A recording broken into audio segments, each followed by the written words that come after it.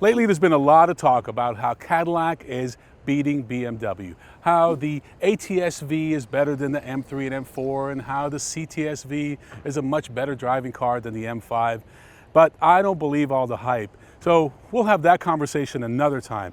What I'm here to talk about is the M brand in general, and specifically this BMW X5M. This is a vehicle that Cadillac does not have in its stable. A 567 horsepower, 5-passenger, high-performance crossover. You know, no one's been doing luxury performance longer and better than BMW. They invented M.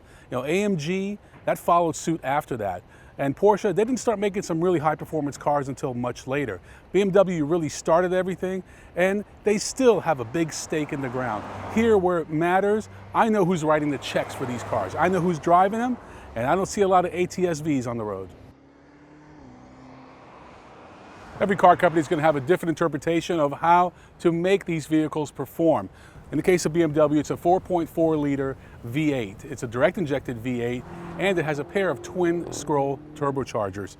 Now, that's not exactly the supercharger approach that GM has, but the end result is a lighter, smaller displacement engine that just makes this car sing. I mean, this is a $100,000 car, as equipped, $115,000 car. But when you think about what this vehicle can do, it really boggles your mind. So sports cars are great, but they're very limiting. Sports sedans, well, a little more functionality because you can actually seat more people, but they have no utility. This has it all. Room for 5, lots of utility, all-wheel drive, and it's track ready. That's right, this is a track ready high-performance crossover. We had it on the track, 0 to 60 in 4 seconds. Are you kidding me? Most cars can't even come close to that.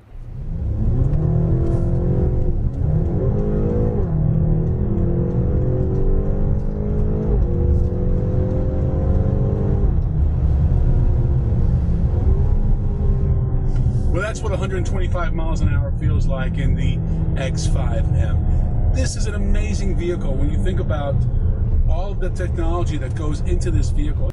It's not just about all the power under the hood, it's about how do you take that horsepower and torque and make it work with the transmission, the suspension, the steering, keeping all 4 wheels on the road. This is an amazing vehicle when you think about how big it is, and to be able to go to 60 miles an hour in just 4 seconds is truly incredible. The 8-speed transmission is one of the quickest and certainly fastest for an SUV. This thing is just mind-boggling. You know, of course, you've got the unique programmable M buttons, M1 and M2, that lets you customize your setting. But that's true of every M vehicle. But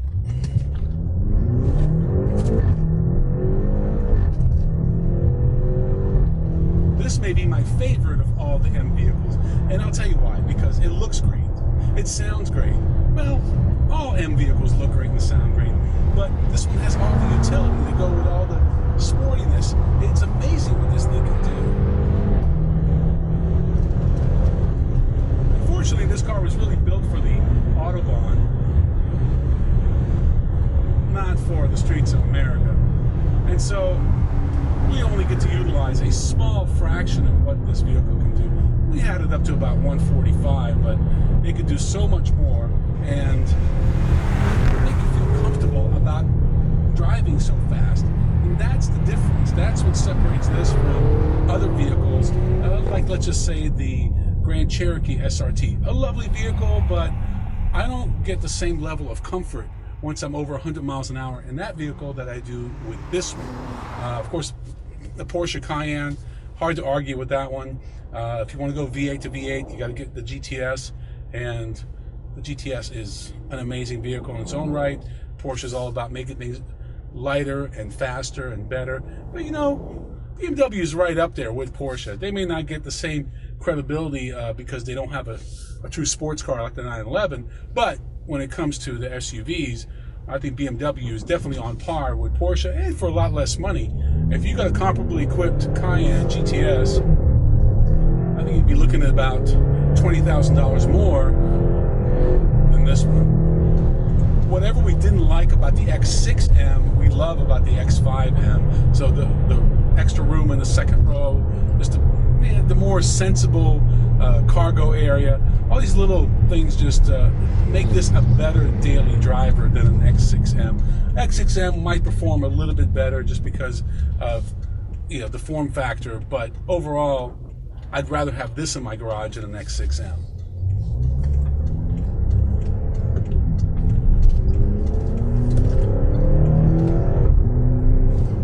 Pretty much everything you see here about the interior is, I don't want to say stock, but it's very familiar compared to other BMW product, and that's okay. Why not? They have a good thing, it works, everyone's pretty familiar with how everything works. iDrive is now the real deal, and so there's hardly anything to complain about here. One thing I really did like is just how responsive the system was.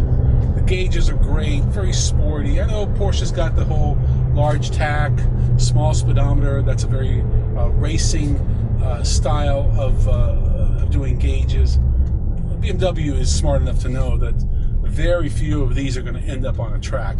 But it's nice to know that right out of the box, without having to do anything to this, you can take it right from the dealership to the track. Maybe do a 500-mile break-in period, would be my recommendation. But my God, this thing is just a beast, but a very manageable beast. How about this red interior? My kids called it red velvet. They just loved it. They thought it just yelled out at them, wow, this is a sporty car, but it's an SUV. How is that even possible? Well, it is possible because it's BMW.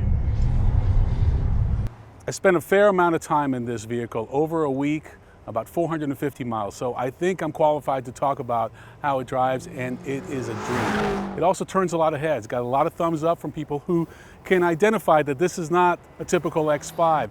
This is an X5M. Anytime BMW puts that letter M on a product, you know it's going to perform, and this one does not disappoint. You have all new sheet metal, all new interior. It's a pleasure to listen to, a pleasure to drive.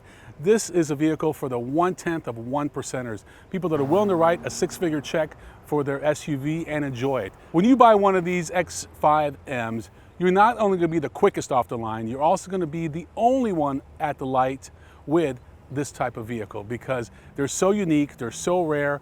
Better get them while you can if you can afford it.